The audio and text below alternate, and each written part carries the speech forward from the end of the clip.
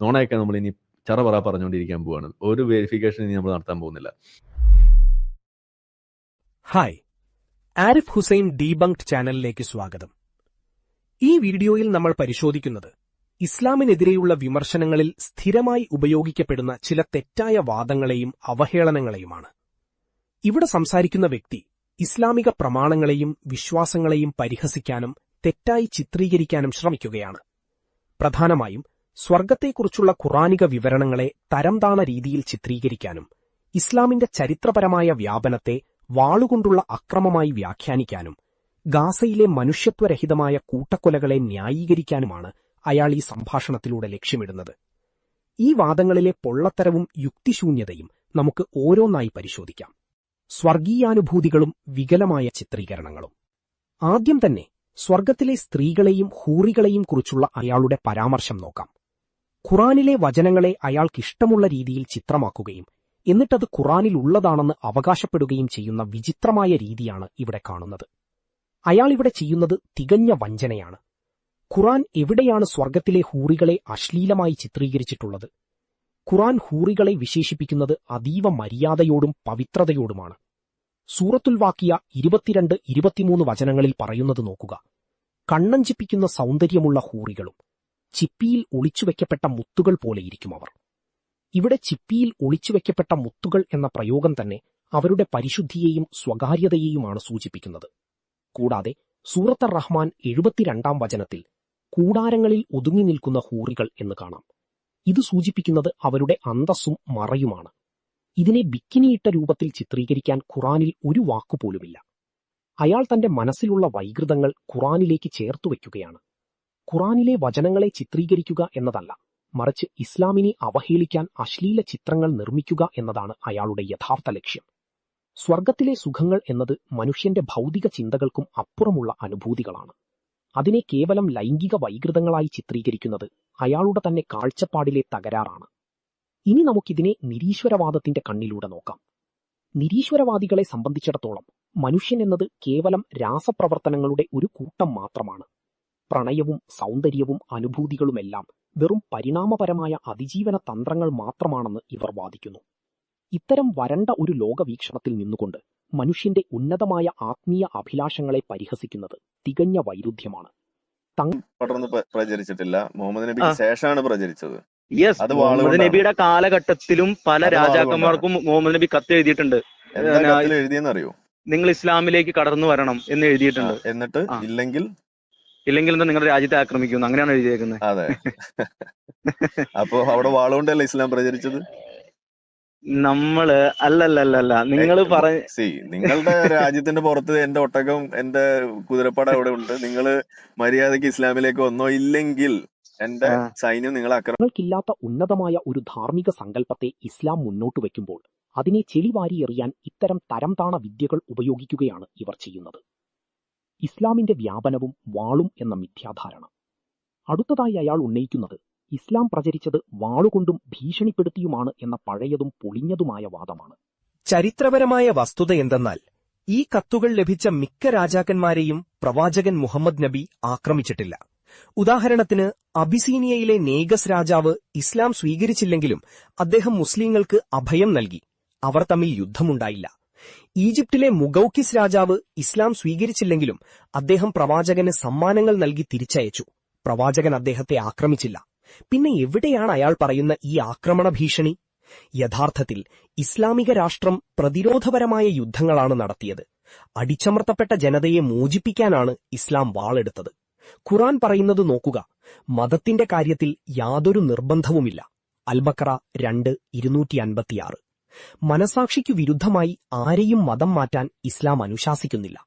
ഇനി ഇതിന്റെ മറുവശം നോക്കൂ. നിരീശ്വരവാദവും മതേതരത്വവും ലോകത്തെങ്ങനെയാണ് പ്രചരിച്ചത്?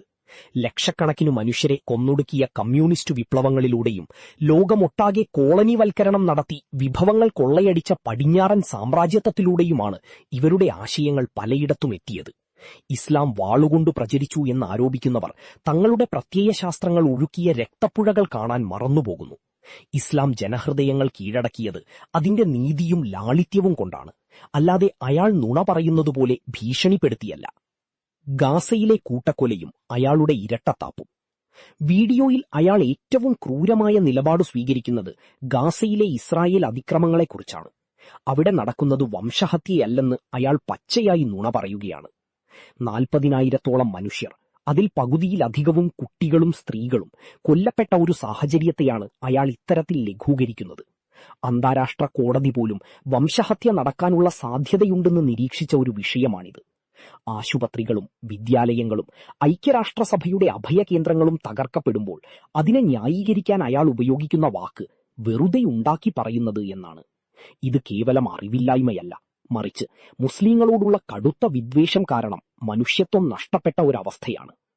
ഇസ്രായേലിന്റെ അധിനിവേശത്തെയും ക്രൂരതയെയും വെളുപ്പിക്കാൻ അയാൾ ഇറങ്ങിയിരിക്കുകയാണ്. സിവിലിയന്മാരെ കൊല്ലുന്നത് തെറ്റല്ലെന്ന് വാദിക്കാൻ അയാൾക്ക് എങ്ങനെ കഴിയുന്നു? ഹമാസ് സിവിലിയന്മാരെ മറയാക്കുന്നു എന്ന ഇസ്രായേലി പ്രൊപ്പഗണ്ട അയാൾ ഏറ്റുപിടിക്കുന്നു. എന്നാൽ ലോകത്തിലെ പ്രമുഖ മാധ്യമങ്ങളും മനുഷ്യാവകാശ സംഘടനകളും പുറത്തുവിട്ട തെളിവുകൾ അയാൾ സൗകര്യപൂർവ്വം മറച്ചുപിടിക്കുന്നു. ഇവിടെ ഇസ്ലാമിനെ അക്രമത്തിന്റെ മതമെന്ന് വിളിക്കുന്ന അയാളുടെ യഥാർത്ഥ മുഖം വെളിപ്പെടുകയാണ്.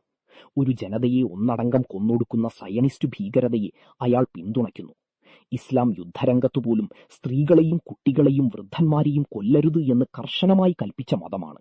യുദ്ധത്തിൽ മരങ്ങൾ മുറിക്കരുത്, ആരാധനാലയങ്ങൾ തകർക്കരുത് എന്ന് പഠിപ്പിച്ച മഹത്തായ ഒരു യുദ്ധനീതി ഇസ്ലാമിനുണ്ട്. എന്നാൽ അതൊന്നും പാലിക്കാത്ത അധിനിവേശ ശക്തികളെ അയാൾ ന്യായീകരിക്കുമ്പോൾ അയാളുടെ ഉള്ളിലുള്ളത് സമാധാനമല്ല, മറിച്ച് ഇസ്ലാമോഫോബിയ മാത്രമാണെന്ന് വ്യക്തമാണ്. ഖുറാനും ശാസ്ത്രീയ വിഡ്ഢിത്തങ്ങളും എന്ന ആരോപണം. അടുത്തതായി അയാൾ ഖുർആനിലെ കോസ്മോളജിയെ പരിഹസിക്കാൻ ശ്രമിക്കുന്നു. ഖുർആനിൽ ശാസ്ത്രീയ മണ്ടത്തരങ്ങളാണെന്നാണ് അയാളുടെ വാദം. അയാൾ ഖുർആൻ ശരിയായി പഠിച്ചിട്ടേയില്ല എന്നതിന്റെ തെളിവാണ് ഈ വാക്കുകൾ. ഭൂമി പരന്നതാണെന്നോ മലകൾ ആണിയടിച്ചതാണെന്നോ ഒക്കെ അയാൾ പരിഹസിക്കുന്നത് ഖുർആനിക വചനങ്ങളുടെ ആഴം മനസ്സിലാക്കാതെയാണ്. ഭൂമിയെ വിധാനിച്ചു അല്ലെങ്കിൽ പരത്തി എന്ന് ഖുർആൻ പറയുന്നത് മനുഷ്യന് ജീവിക്കാൻ അനുയോജ്യമായ രീതിയിൽ അത് സൗകര്യപ്രദമാക്കി എന്നാണ്. ഒരു വലിയ ഗോളത്തിനു മുകളിൽ നിൽക്കുമ്പോഴും മനുഷ്യന്റെ അനുഭവത്തിൽ അത് പരന്നതാണ്.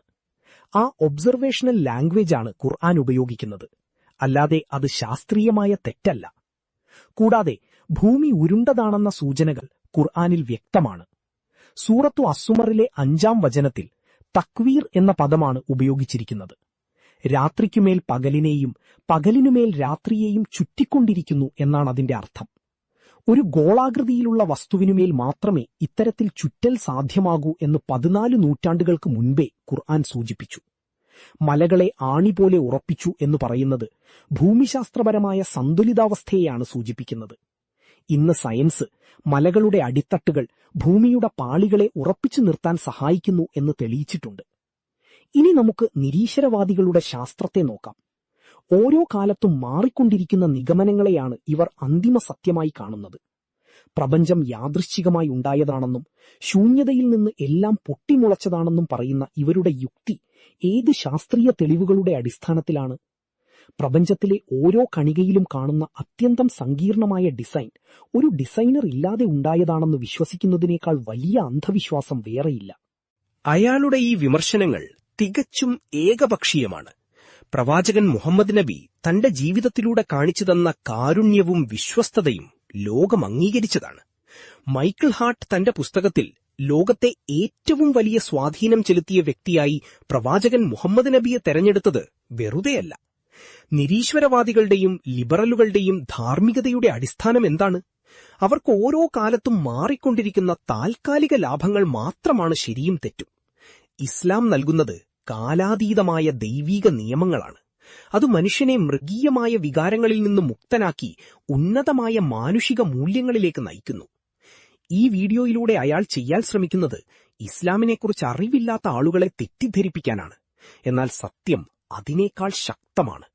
ഖുറാനെയോ പ്രവാചകനെയോ അന്ധമായി വിമർശിക്കുന്നതിനു പകരം അവയെ സത്യസന്ധമായി പഠിക്കാൻ തയ്യാറായാൽ ആർക്കും സത്യം ബോധ്യപ്പെടും.